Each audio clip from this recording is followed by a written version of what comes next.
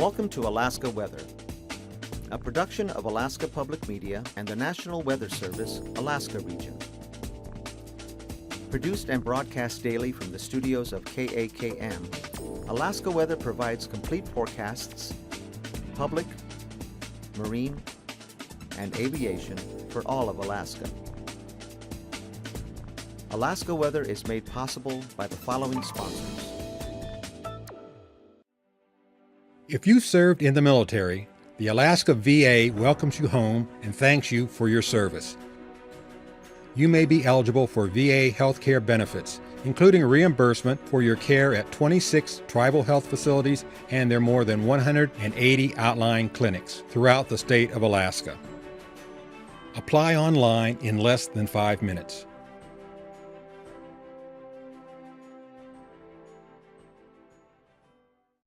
It's never too early to set expectations and goals for your child's education. The UA College Savings Plan provides opportunities that can help you reach your educational savings goals.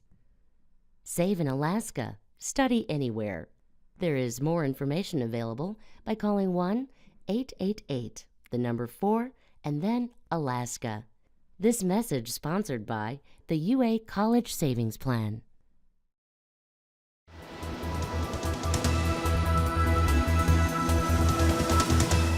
The National Weather Service. Hello again, everyone, and welcome to Monday's edition of Alaska Weather. I'm Dave Percy, a meteorologist with the National Weather Service, and I'll be hosting tonight's show.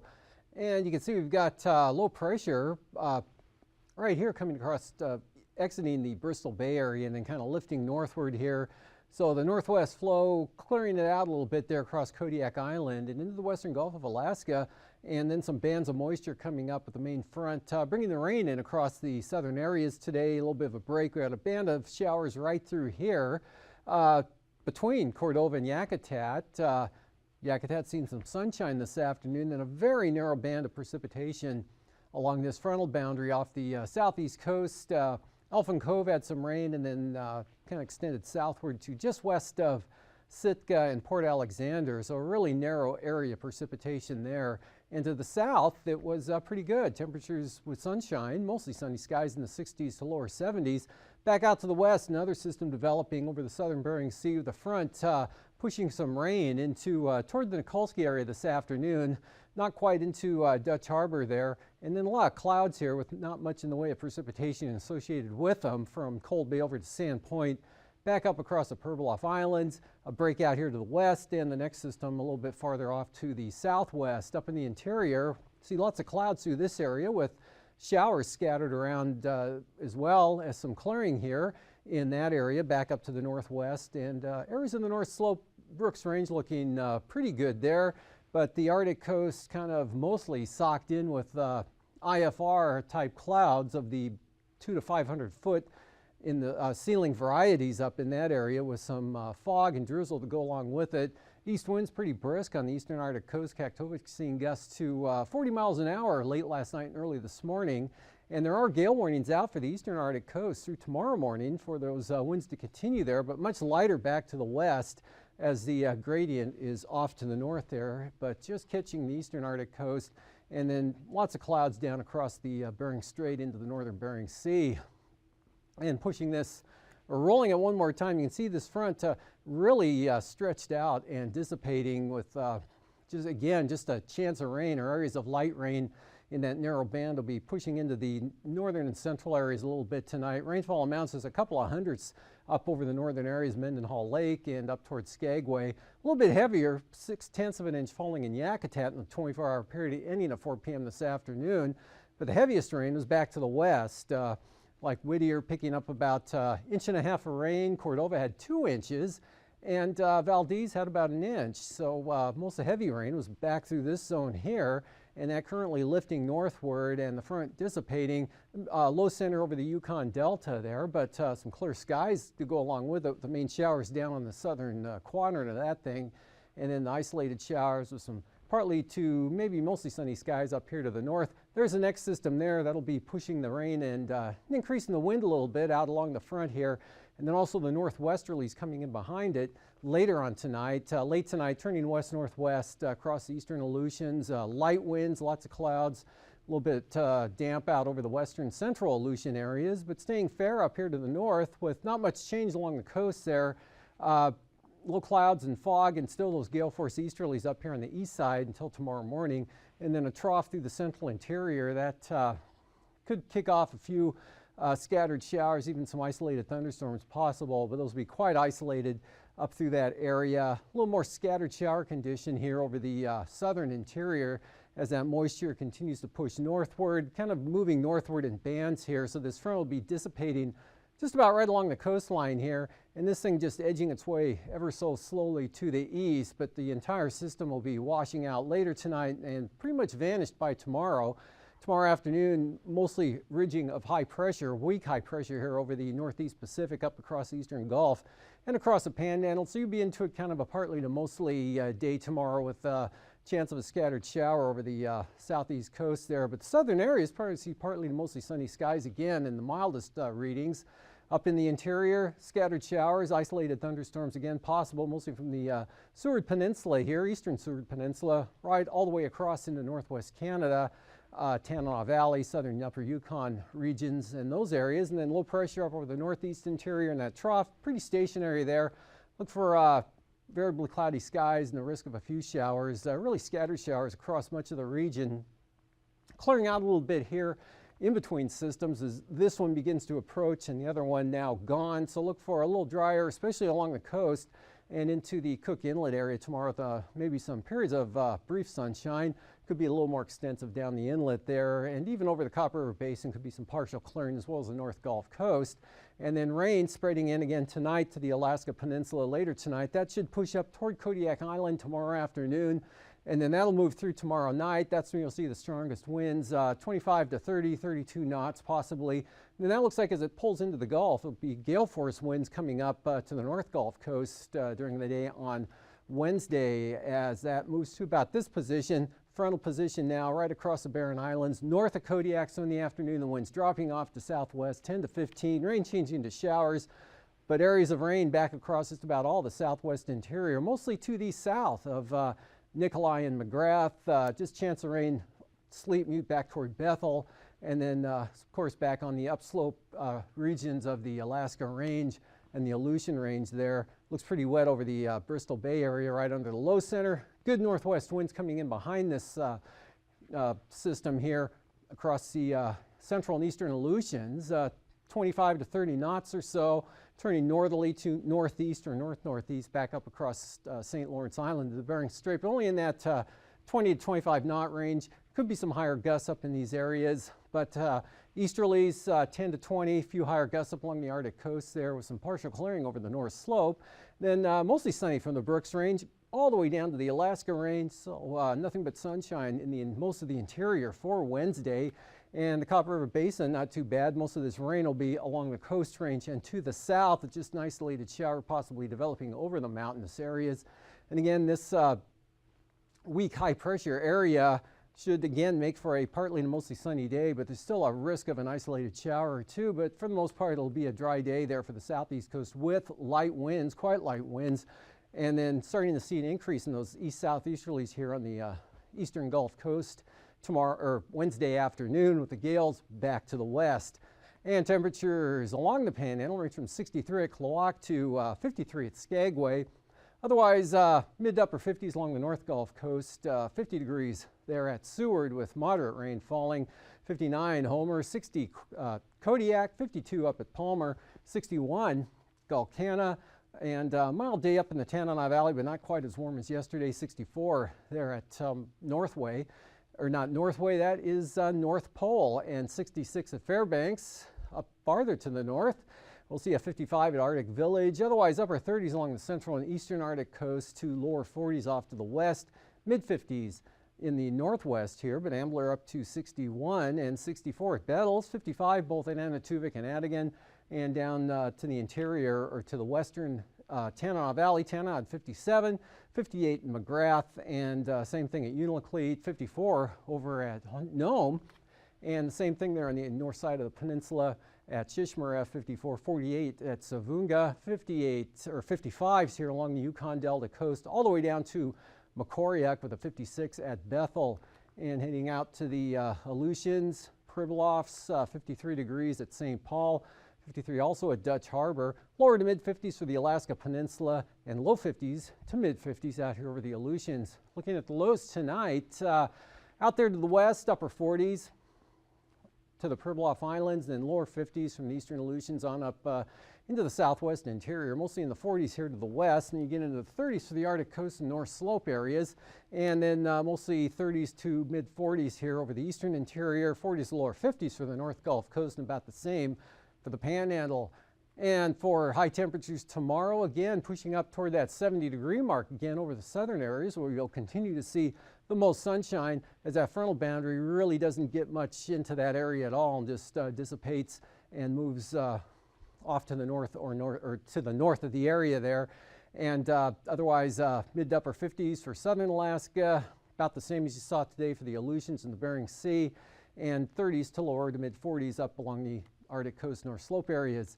IFR tomorrow in bands here from the northwest coast right down into the Bering Sea, and then some areas of IFR out here over the southeast Bering Sea, and then a band here associated with the main frontal system. They'll be pushing northeastward throughout the day. Some isolated thunderstorms possible in the central interior, and marginal VFR along the North Gulf Coast, and then just scattered areas of down the Panhandle, but pretty VFR-ish through the interior tomorrow. Areas of VFR with marginal conditions out over the Bering Sea. And for the passes, Anaktuvik looks pretty good tomorrow. At times marginal conditions though, and Adigan marginal, but will remain open. Lake Clark and Merrill, marginal VFR, but the highest conditions staying VFR off to the west. And for Rainy, lowest conditions on the eastern approach, VFR out to the west. Windy, VFR either approach and through the pass the entire day tomorrow. Isabel could see some marginal VFR at times early on, but generally it'll be a VFR kind of day through that pass. Definitely will be for Mentesta. Tanita, marginal becoming VFR if it goes marginal at all. Portage, marginal VFR. Marginal also for Chilkoot and White. Freezing levels, kind of a cool pocket here coming into the west-southwest interior, actually kind of lifting northeastward here with the main upper low back in this area. So the cold air coming down from the south, or from the north to the south. Other system developing here over the eastern Aleutians, you can see, and that'll be spreading up to the northeast over the next couple of days, and then kind of a gradient here from 6,000 to 12,000 feet across the southeast coast. Icing threats with the moisture moving in tomorrow, mostly above the 6,000 foot level, say to about 20,000 feet of the light to isolated moderate rime or mixed varieties here. Could be some occasional widespread moderate in these areas here from Kodiak Island back along the southeast slopes of the Aleutian Range and roughly through this area, and then another band of possible light amounts are up to the northwest in the 4,000 to 5,000 foot range. And the upper wind flow chart showing a huge area of low pressure basically here, one center right, or the main center right off the southwest coast. Trough extending back to the southwest, and we have that other system developing just on the north side of this 130 knot jet, where the two branches of the jet stream come together out here, and then this will kind of turn off to the northeast with a split in this area. And one batch will be moving up to the north and then sliding off to the east, say Tuesday evening or Wednesday sometime. And the main low will stay out here to the west. And then gradually it looks like it'll sink southward toward the weekend. That'll allow temporary high pressure to keep in control of the interior. And for 9,000 feet southwesterlies here, 25, 30 knots possibly up across Kodiak Island as the storm approaches. And lighter, more variable here right under the trough axis, northwest back to the west of the feature, and southwest up to 20 over the northern Panhandle. And the 3,000 foot winds, more of a south-southeast direction coming up, but not all that strong, but still 30 knots from Kodiak Island over to about Chignik. Light winds, 5 to 10 knots up to the north. Could see 20 knot winds there over the west central Tanana Valley. And then the northwesterlies working in behind, west-northwest, 25 knots coming across Unalaska, and less wind out to the west. Turbulence-wise, again, these scattered thunderstorms here in the interior really won't be very widespread at all, pretty isolated. Could be a band, probably will be a band of moderate chop there approaching Kodiak Island tomorrow, up into Bristol Bay, and then with those northwest winds coming in behind the system there along the western Aleutians, or the western Alaska Peninsula and eastern Aleutians. This area hanging on to the Arctic coast there through tomorrow morning, and then that should lift off the coast just about all the way, still maybe clipping Barrow possibly with a little bit of light chop, but the Bering Sea out here looking pretty smooth considering what it could be, with no turbulence expected over most areas except here over the eastern zones. And after the break, we'll be back to look at the marine forecasts.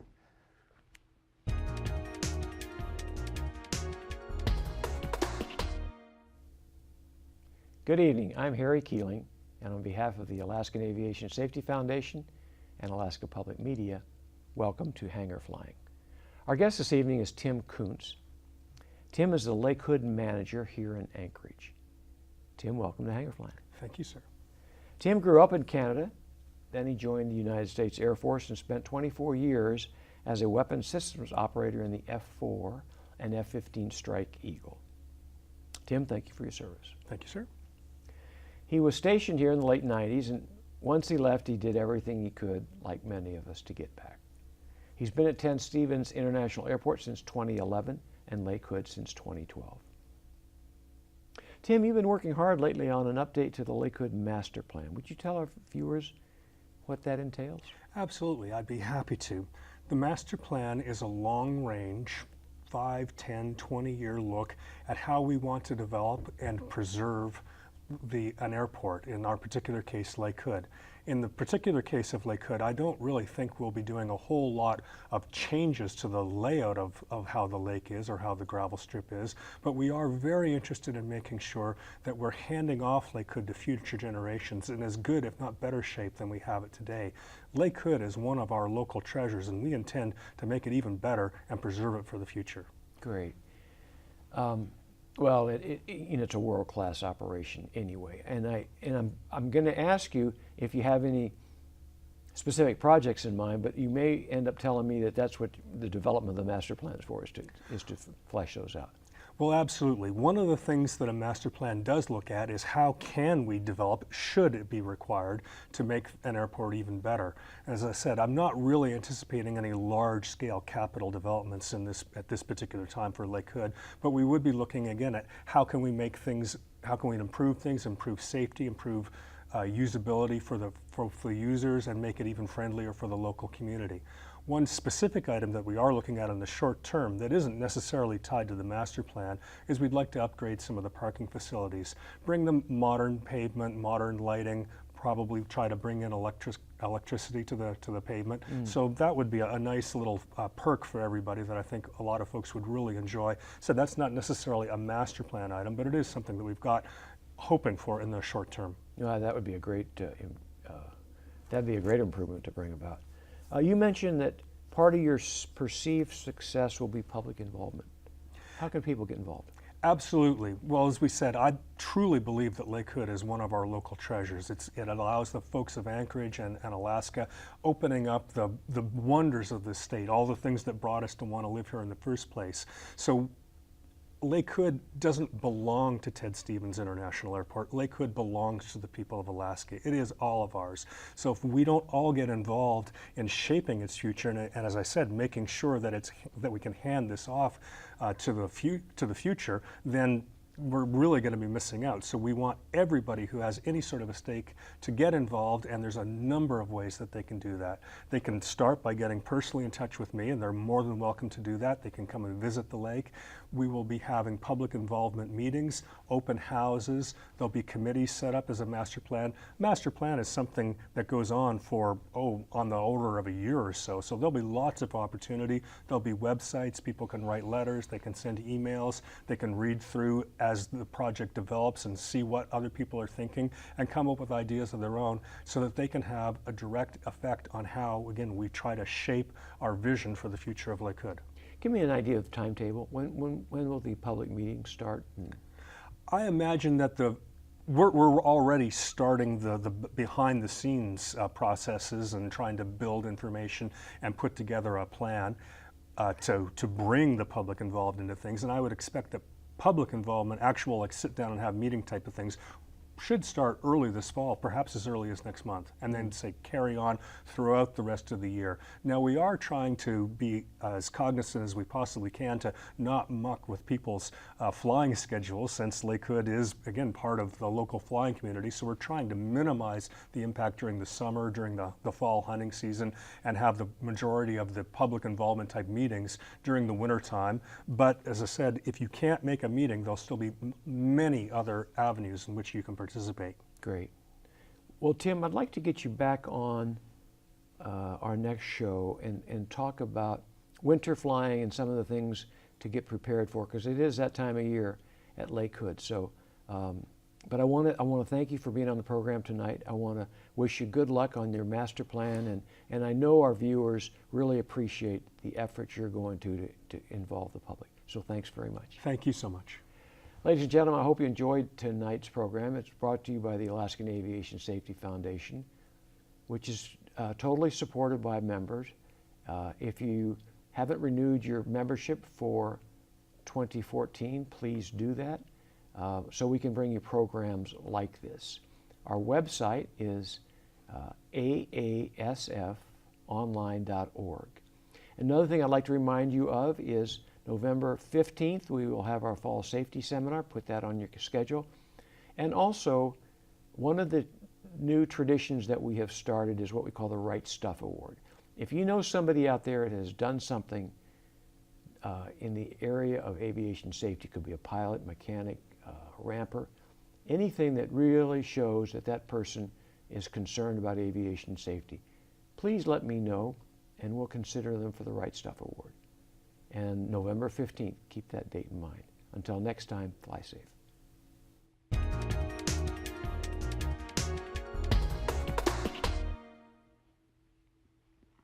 Welcome back. Up over the northern southeast coast here in the inside waters, south at about 15.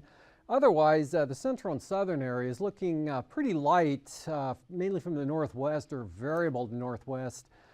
10 knots. Northwest mostly at about 10 knots here along the south coast to a variable to southeast direction there, but all light winds here through tomorrow.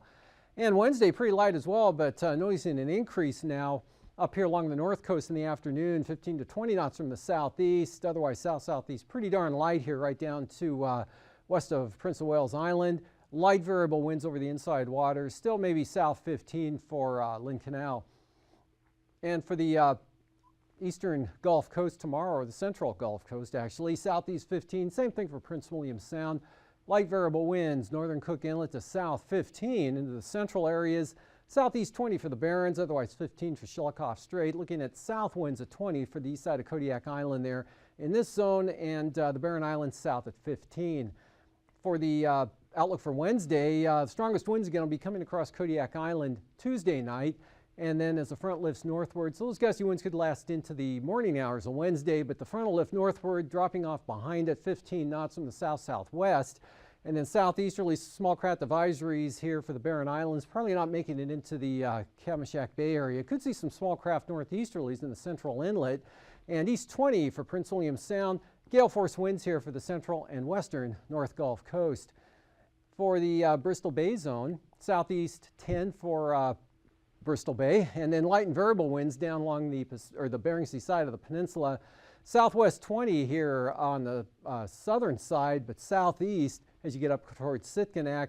And then it looks like this pattern will shift northeastward. And Wednesday, light and variable over Bristol Bay, and southwest at about 15 there, southwest of Kodiak. And then the northwest winds coming in, small craft advisories, 25 to 30 knots, possible higher gusts here out of the northern bays on the south side of the peninsula.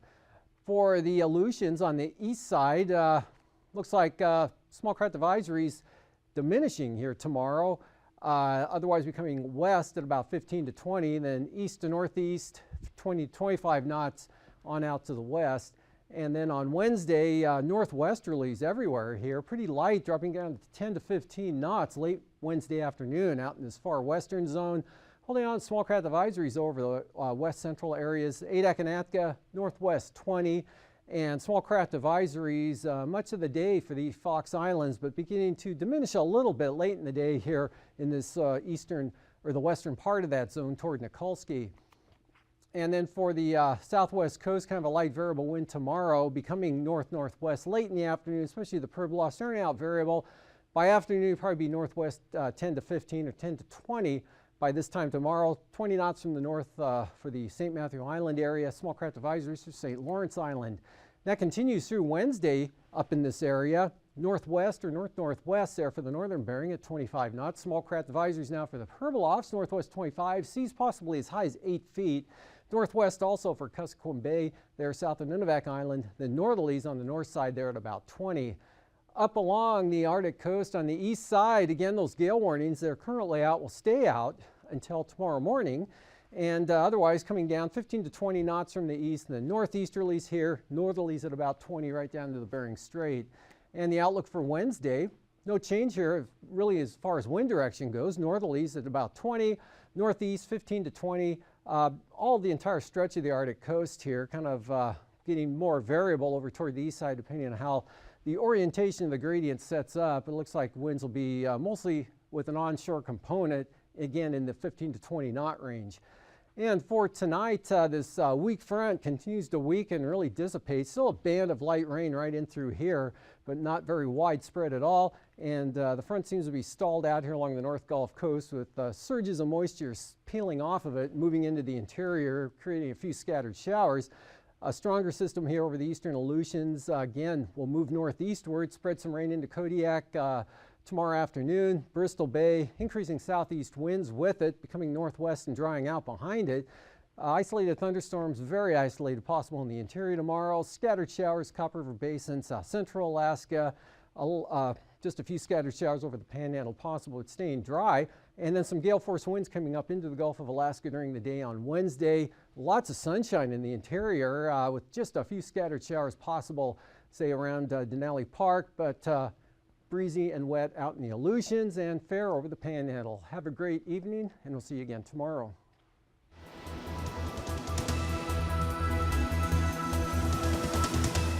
The National Weather Service.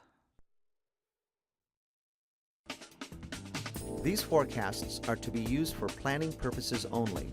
Call 1-800-WX-BRIEF for a formal pre-flight briefing.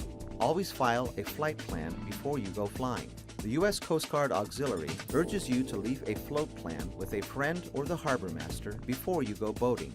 Alaska Weather is made possible by the following sponsors.